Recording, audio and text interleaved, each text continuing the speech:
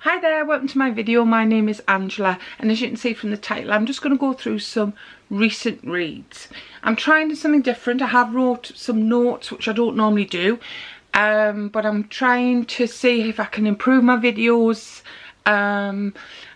to hopefully get some more views, some more subscribers, be accepted into the booktube community. So I'm just trying a few different things.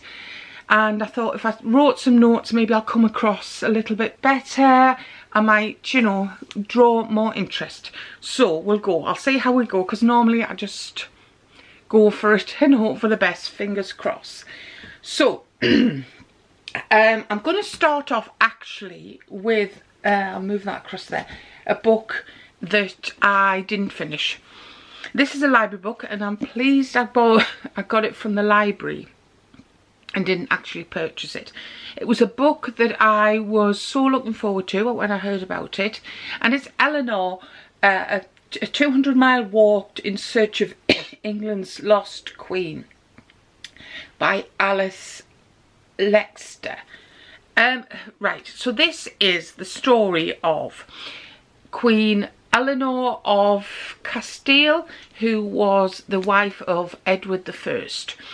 And she was, it's medieval times because we're 1290, and she's not feeling particularly good. Health is dwindling a little bit, but she does decide to go, I wasn't say on a trip, on some travels to visit various parts of the country. And I think she gets to, I want to say, possibly, was it near Leicester, I feel. I could be totally wrong about that one. Lincoln. So she gets to Lincoln, and unfortunately she passes away. Now, so there's a 200-mile journey that her funeral, or her body, is taken back. And what happened was Edward I then had crosses made in various parts of this journey. Alice decided to do a pilgrimage of this walk. Now what I got so far through, and I dare to say I was bored. And I think because it focuses more on, I'm sorry, it's shining there. It focuses more on Alice's journey rather than going in a lot of detail about Eleanor, Queen Eleanor herself. And like I say, I just felt yeah, I just got bored with it. I'm just going to have a quick check if there was anything else I wrote about it. Yeah, so it's a funeral journey. It's got limited details about the original Eleanor. It seems as, like I say, it's more about her journey, the author's journey. I think I wanted more. I love history, and I wanted to learn more, a little bit about medieval history, and I feel that this was, I was going to say quite basic. I wanted more details. Now I think it was, and I'll put across here if I am correct to the right person. I watched somebody's video, I think it was Jen the Librarian. She talked about this, and she knows a lot about medieval history. Like I say, I will put across here exactly who the creator was. And she said the same thing. It doesn't go, and I'm not an expert in medieval history, but she said the same thing. It just doesn't, it didn't go into a lot of that. So I kind of was a bit disappointed with that. Seeing them on this page, I'm going to go through the other bits. And I've left my other book downstairs. So current reads, with my eyeballs, I am reading Catherine by, is it Elsie Fox, I think it is. It's a retelling of Wuthering Heights. Obviously it's a modern version. Well, I say a modern version. It's through the eyes of Cathy. And I'm not very far through, but it does have some of the famous quotes or famous lines from the original book. I'm enjoying it, and I'd be very interested because Wuthering Heights is actually one of my favourite books. Although it's sometimes sold as a love story, I don't think it's so much about a love story. I don't think particularly. I love the book and I love the story, but the characters aren't lovable, are they? It's more about revenge, and it's just, yeah, it's a dark story. It's worth reading. It's worth reading. But that is currently, physically, I am reading that. As I say, it's called Catherine. It's not long come out. I want to say it possibly came out about February time. Certainly was a release this year. I am listening to, Angela, what you're listening to? You're listening to Hotel Exile, Paris in the Shadow of War by Jane Rinsky. I don't know if I pronounced that right. I do apologise if I don't. And this is about a hotel on Paris's left bank, and it was built in 1910, and it's about the residents, and it's going to span over a number of years, because I feel we've got things from people who were residents that came to try and escape when there was rumours of an upcoming war. So we're talking sort of 1939, 1938, and people that went into exile there, people who fled to Paris. You've also, I think later on in the book, you're going to have German resistance. You've got famous people like Walter Benjamin, James Joyce, Samuel Beckett, the residents there, and it is basically it's a story of this hotel. I'm not very far through. I think I've got about 7 hours to go, but it's the sort of the people that come through the hotel, but it's their stories and a little insight into their family. I hasten to add, this is a non-fiction, and I believe it is now has been shortlisted for the Women's Prize for Non-Fiction for this year.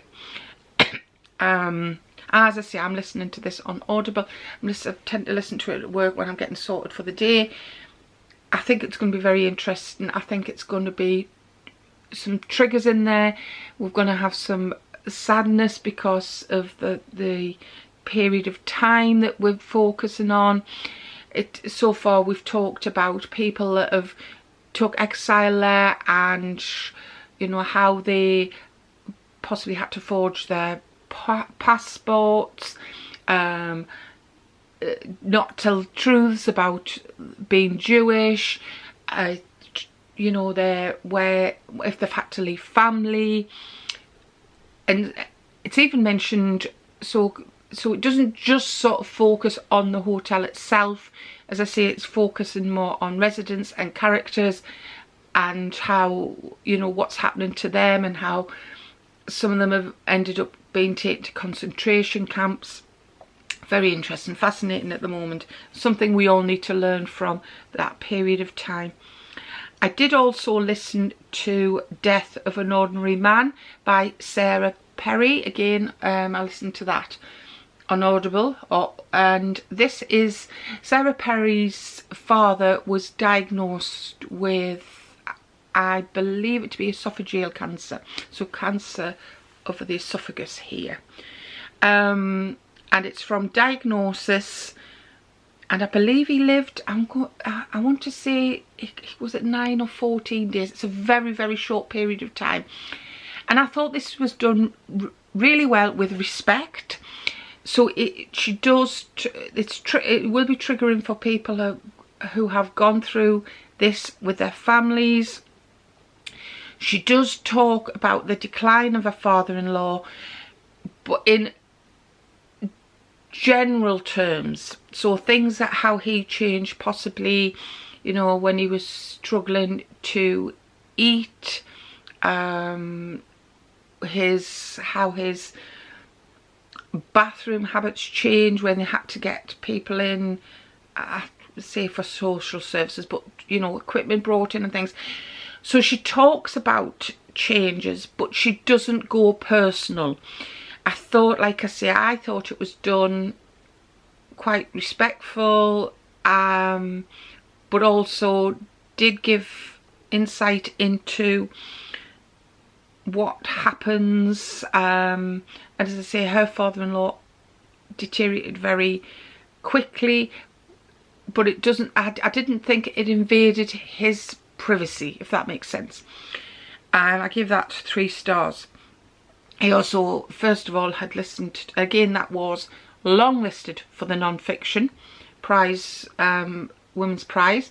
I'm liking that list better than the fiction this year. In fact, I don't even really think there's particularly a book I fancy on the fiction one. I also listened to The Genius of Trees, how they mastered the elements and shaped the world, by Harriet Rex. Now this is basically what it says on the tin. It goes into the history of trees and how sort of they affected the dinosaurs, how they help things multiply, how fire affects them, how they can regrow, how they affect animals, how they help the air we breathe. Also, interestingly, they do talk about, you know, how they can also, I wasn't say poison small animals and little mammals. What I would say is, as I say, I listened to this in audio, and what I think would be better is to physically read this with my eyeballs, because I think I would take more in. I would certainly reread this, but I think sometimes when I'm listening on audio book, sometimes I'm not taking it all in. But it was very fascinating, and there was a lot of details in it, and it was. Although that one didn't actually get shortlisted, neither did The Death of an Ordinary Man. Right, so what have we got? I'm going to go through just a couple of quick books. If you'd watched videos before, actually you won't be able to watch them at the moment because I've turned my previous videos into private, purely because I want to learn from them. I want to try and figure out what I was doing wrong, what was not attracting people to subscribe, and so therefore I've made them private for a little while, just to step away because I wanted a bit of a break. But I did mention before that I had read a couple of the Little Miss Marple and the Mr. Poirot books. These are the second ones in both of them. These are obviously based along the Mr. Men and the Little Miss books. And we've got Poirot and this Miss Marple. We've got Bump in the Library. They're by Roger Hargreaves, and they say Agatha Christie because they're based on their stories, and obviously that's Murder in the Library. Now I have wrote on here, so Little Miss Marple, Bump in the Library. So we've got people like Sir Jelly finds a body in the library. It turns out to be confused Mr. Bump. So what you've got with these, I think the children books, but I think adults would get something from them. I think you've got your characters from the Mr. Men. So you've got things like, as I say, Major Bump. We've got Inspector Nuisance or Nonsense, or Constable Silly, and they're just nice books. And I think they're good for introducing children to Agatha Christie. We also, the other one is the Mr. Poirot Mystery on the Opulent Express. Again, this is you've just got this, you kind of, it's a mystery, like we say. We've not got murder, and in this one we have people like who have we got? We've got Mr. Rude, Madam Magic, Colonel Impossible, Professor Inventor. So he's travelling to Paris, and yeah, there's a mystery on it. They're nice, they're gentle, they're nice, quick, easy reads. Sit down with a cup of coffee and read them. I recommend them, but I am a fan of Agatha Christie, and I just think they're a nice take on them. I did a video again, as I say, unfortunately it'll not be up now, but I wasn't say give it the hype. I suppose there was a bit of hype recently, isn't there? But I got this book in 2020, I think, and Hamlet by Maggie O'Farrell. I'm pretty sure you've heard this book.